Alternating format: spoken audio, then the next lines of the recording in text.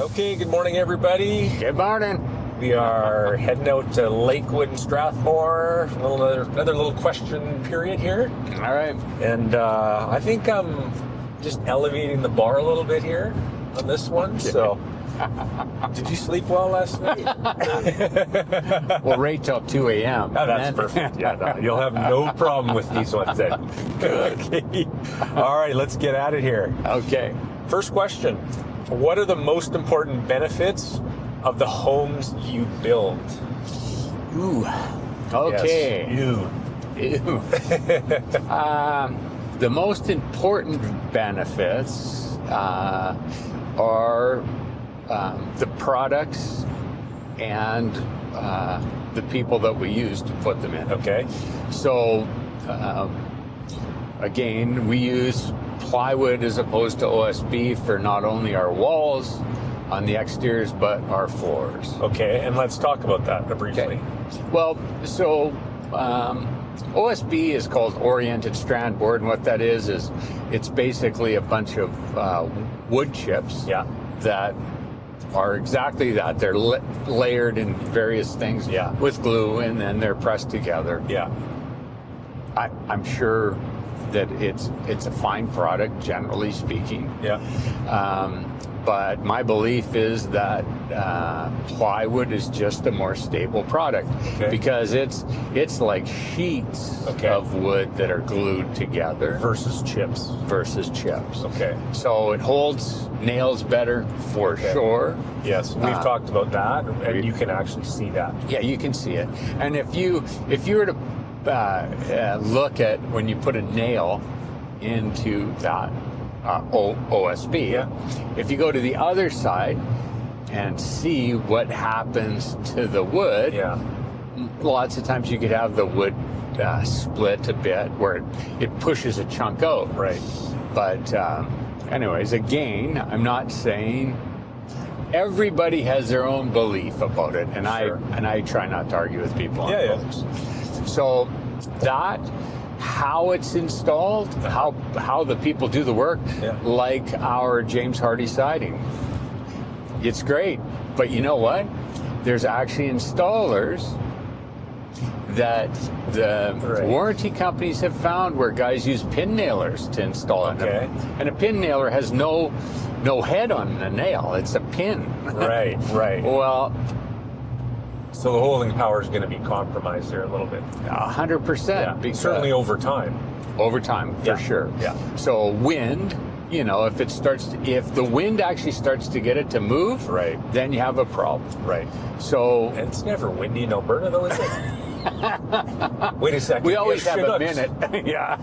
And even when we don't have Chinooks, we have wind. We have wind. Okay. We have wind. So, so that's important. And probably the biggest factor is the relationships that I have with the companies that I use.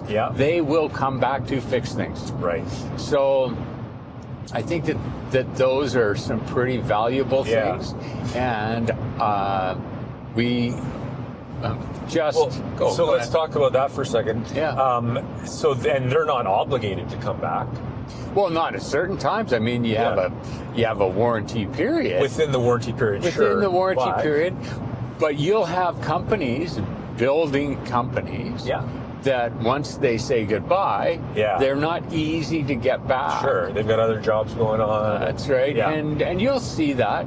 I mean, everybody has a friend who had a home built by somebody. Yeah. And as soon as they drove away with their money in their pocket, they were not to be seen. Yeah. So, so if I'm sort of picking up what you're putting down, so to speak, it does go back to the 70s. Yeah, that's right.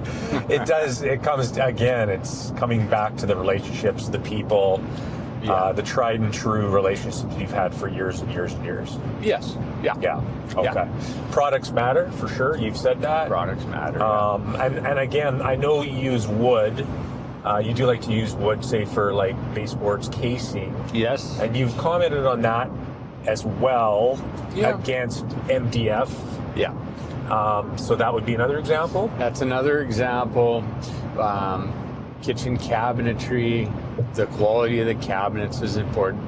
But yeah, MDF is really, so I explained OSB. MDF is like sawdust that's glued together. Right. And it absorbs water amazingly. Yeah. You can get waterproof MDF actually. Right. But I mean, you'd never Is use that just the coating? Yeah, it's, in essence, that's what it is. Now, the and coating, it'll still swell. Okay. Yeah. Now, the coating on it, is there a lifespan to that? Will that wear out at some point? Well, it's not impenetrable. Right. So if you use it like sometimes people want it as a countertop, as an inexpensive countertop. It's affordable, but... It's affordable. And then you put another coat on top of it, like a lacquer coat. Yeah. Even with that, right. If you have a bunch of fluid sit on it, it'll swell. Yeah, okay. So wood, again, a little bit more durability over the long run. Yeah. Including contact with water. Obviously, there's going to be a limit to that too. Sure. But relative to MDF, it's going to outdo. It's just superior. Yeah. Okay. Yeah. All right. That's good. Let's move on to number 2 here. Okay.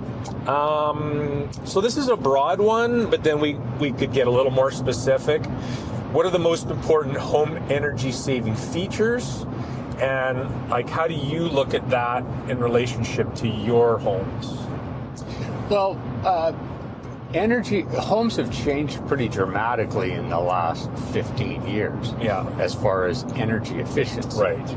Now, my view, we use high efficiency hot water tanks, high efficiency furnaces. Yeah. You can use heat pumps. There's all kinds of ways that you can do it. Yeah.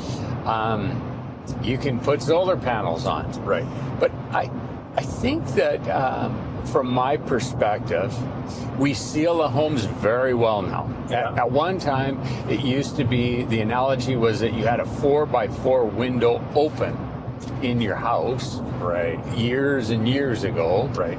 Was how much air movement there was. Right. Yeah. So we take a lot more precautions with that building envelope. Sure. And also the vapor barrier. Yeah. But if you really look at your bills,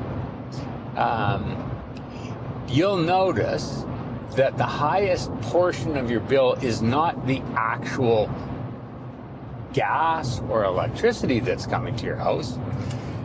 It is all of the fees associated, the delivery fees, the carbon tax, the taxes, tax. Yeah. So if you look at that and you go, man, because I think a lot of people don't pay as much attention to that. Mm-hmm. It's like, holy smokes, I pay more in fees than I do in the actual natural gas that I use. So, yeah, our houses are efficient.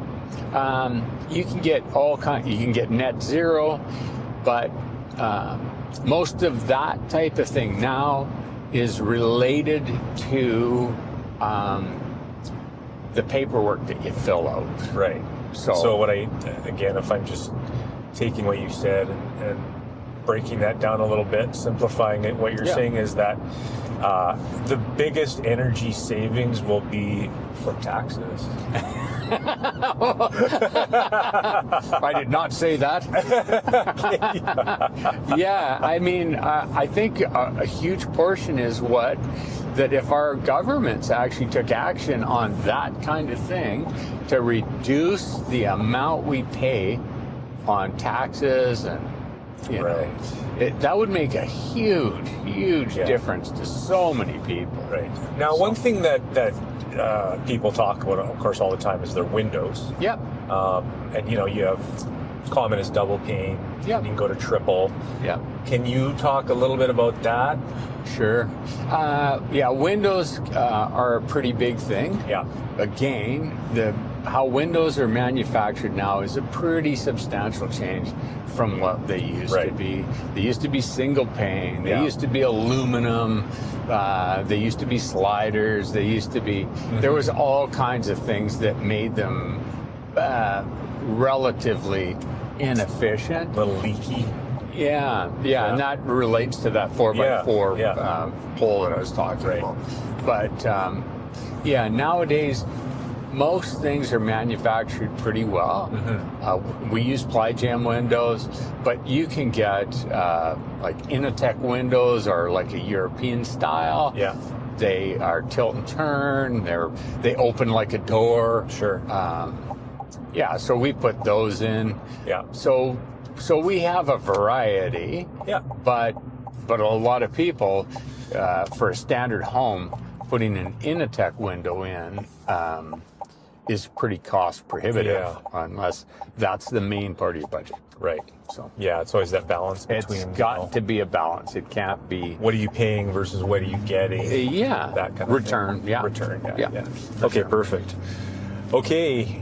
Final number 3. Okay. How will the final price of my home be determined? And the follow-up is: Are there any extra fees for change orders? Right. Yeah. So there isn't a fee for change orders. We charge for the actual change order, not just what there is being changed. Yeah. But there's a fee that we place on it because of what we have to do. Yeah. To enact the change. Right.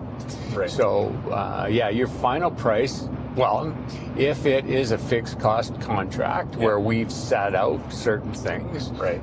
The only thing that affects it is if you say, I'm going to spend more money on this, I'm going to spend more money on that. Yeah. Cost plus, that, if again, the final number depends on your selections. Yeah. Because if you select something that's more expensive, naturally it's going to cost you more. Yeah. Okay. But yeah, change orders are a big thing. And a lot of people don't realize that there's a lot involved in changing something, because it's just a phone call for them, or it's just hey, I saw this, or hey, I want this. Right. But for us, it's not just a phone call. Yeah. So we have to to charge for it. Yeah. And of course, obviously, the bigger the change, the more it affects the whole ecosystem of the actual build. Right. So. Well, the time for sure. Yeah. Yeah. If you say, oh, I want all carpet, and then you change and you say, oh, I want to put all tile in. Yeah. Well, the timeline changes too. Yeah. Because now, instead of a carpet guy being in there for a day and a half, 2 days, I have tile guys maybe in there for 2 weeks. Right. So there's a lot. Yeah. Lot that can affect that. Right. For sure. Okay. So perfect. Good. All right. Well, I think you did pretty well. For being up at 2 a.m. For a guy who got up early. Definitely pat yourself on the back for that. Yeah. And, well, like my niece says, it's because I go to bed at 6. Right. So you're getting tons of sleep. I wouldn't worry about it. That's not true, Michaela. All right. Well, that's enough for today. All right. Put your questions below, please. We'd love to hear from you. Thanks again for tuning in, and we'll see you next time. Thank you. Bye now.